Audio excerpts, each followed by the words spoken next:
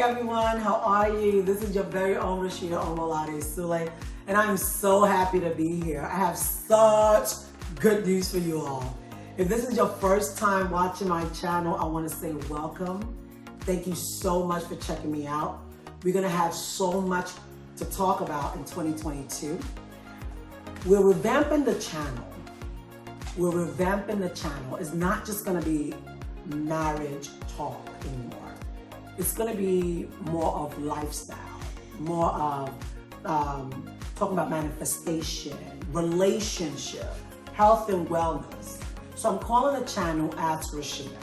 So whatever it is that you feel that you're a little bit, not clear on or confused, or you like to know, hey Rasheedah, I'm dating this guy, what do you think I should do? Ask me. Put it in the comment section, or you can even send me a personal email. If this is your first time here, I will definitely get back to you. For all of my other subscribers, how y'all doing? Y'all know how I get.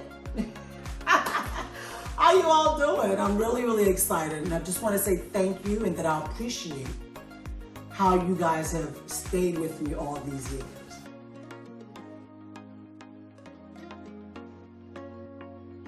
Getting right to it, right? So I'm wearing this color. I don't even think you guys have ever seen me in jumpsuit. Have you? Okay, don't worry about it. So I'm wearing this color, which is a green, white, green. And I'm wearing a shirt that says New York. And I'm living in Atlanta. That's the story that I'm going to be talking about right now. So, welcome again. My name is Rasheedah Omolade-Sule. I want to tell you all that I was born, not raised, I was born in Nigeria. That's why I'm wearing a green, white, green. Born in Nigeria. I was raised in Brooklyn, New York. And now I'm married, living in Atlanta, Georgia. Love this place, so fantastic. I'm going to go through a series where I'll continually talk about, how I was raised in Brooklyn, how life was just crazy for me at that time, being the first child of 5 to Isaac and Victoria Omolade. I grew up in Crown Heights in Brooklyn. And at that time, I was a bit confused because I came here when I was very young. So I didn't remember what Nigeria looked like, or I didn't remember anything. I was very young. I was like 3 or 4 or something like that. So went to a private school, Tabernacle Elementary School on Bedford Avenue, yes. Went to Tabernacle Elementary School, it's a private school. A lot of Nigerians have their children there. Why? Because the principal was a disciplinarian. Oh Lord, you know how Nigerians get, they love, just say a disciplinarian. That's what they like. They like to know that their child can get disciplined. So went to that school for a while, and it was really nice. It was very nice. But when I finished 6th grade, I was tired of wearing uniforms, and I wanted to go to public school. And the public school was at the back of the house. So I sold my parents on convenience. I said, the little convenience, just in the back of the house. I just have to walk to the back of the house. You don't have to take me to school anymore. And then I get to wear sneakers and jeans and all of that. This, when I got to 7th grade, when I realized how black I was, okay? And I say that because there was a lot of black on black fights, a lot of black on black, bullying. It was horrible. And the reason why it was even more horrible for me was because I was not just only black, I was African black. It wasn't African American, it was African. So when my parents come to school like, Rasheedah, they was such, that tone. So instead of saying Rasheedah, so when they called me like that, my friends looked at me like, what the? It eventually became something where they was like, oh, she's from Africa, that African stuff, all of that stuff, right? So I started fighting. And because of the fight and try to, fit in and let them know that, I don't know what they're talking about, African, I'm like you all, like me black. And also trying to make sure that they were not dissing my parents, I would fight.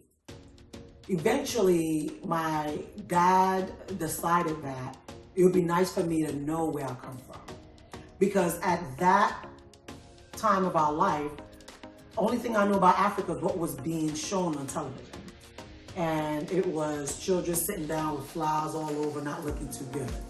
And my parent would tell me, don't worry, Nigeria is a beautiful country. I'm like, I don't see it.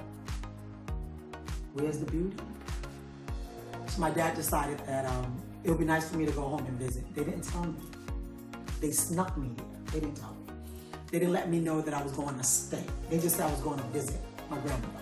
Now, to make a long story short, got to Nigeria, loved it. Loved Nigeria. All my Nigeria people, what's up? How y'all doing? Love Nigeria. Nigeria is beautiful. Nigeria helped my self-esteem a lot. And from there is when I began to get this interest on learning about relationship, because it was just so different. You know, it was very, very different. They had arranged marriages. I stayed in a village with my grandmother. That's where I wanted to be. Stayed in a village with my grandmother. They had arranged marriages. They had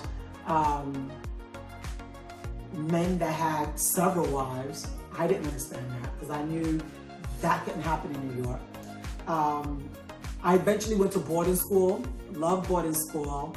And then I think when I turned 15 is when I came back to the States. Coming back to the States, I saw the whole world. It was just so different. I was more respectful. I was more patient. I listened to people. I was more sensitive to the area. I was even a little bit more matured, where if anybody was to say anything about me, I'll just look at them crazy because I'm like, you couldn't insult me that I was Nigerian. You couldn't insult me that I was African because Africa is beautiful. Now I can see what my parents are talking about. With all of that being said, a lot of people would ask me, Rasheeda, do I advise them to allow their children to go home to Nigeria and go to school? To each his own, really. To each his own. My first child right now is 19. My second child, Palace, is 17, and my baby is 13. But when they were at the age of, I think Price was 9, so roughly about 4 years ago, I took them to Nigeria. I took all 3 of my kids to Nigeria. I did not allow them to stay in Lagos, the city. I took them to the village. I wanted them to know the authenticity of Nigeria. Not just because Lagos to me is like another New York or another, you know, that's just how I saw it. I wanted them to see the authenticity of Nigeria. Took them to Ifewara. It was a redeemed Christian school, and they were there. They loved it. They stayed there 1 year, and they came back. They saw a whole bigger picture of what the world is all about. My daughter loves Nigeria. She wants to go back so bad. So when you ask me that question, do I think that you should take your children to Nigeria? Like I said, to each his own. I cannot, what works for me may not work for you. You may have to be one of the ones that you take your children for the summer, you know, and then bring them back with you. Everybody is not as bold as I am when I took that big step. Yeah. So, like I said, it's up to you. So, coming back to America for me, I loved it so much. I've gone back to Nigeria several times after that, and it helped me to just see a whole new world. It helped me to see that I was blessed and I was fortunate to be here, because a lot of people want to come here and they did not have the opportunity. So it helped me to see the world in a whole different light. This is where we're going to stop. Okay, so the next one, I'm going to be talking about how I found my spouse. If you're single, you want to look out for this, okay? How me and my spouse and I met each other, how I knew he was the one, how I manifested him in my life. So look out for that. I want to say once again, if you have been on this channel with me, thank you, thank you, thank you, thank you. Invite your other friends because it's going to get deep and it's going to be real this time. I'm going to catch y'all later. Okay? Take care. Have a good one. God bless you. Bye.